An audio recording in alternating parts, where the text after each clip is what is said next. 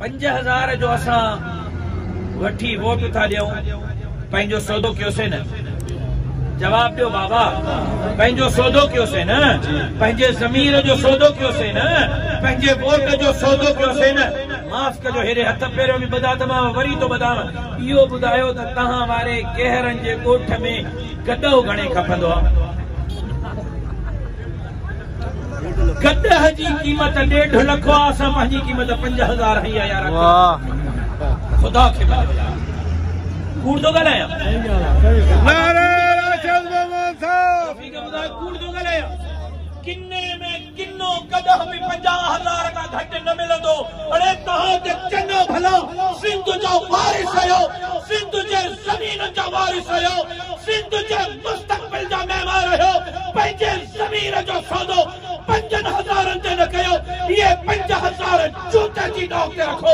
इंशाअल्लाह तव्हांजा हक़ तव्हांजे दरवाज़े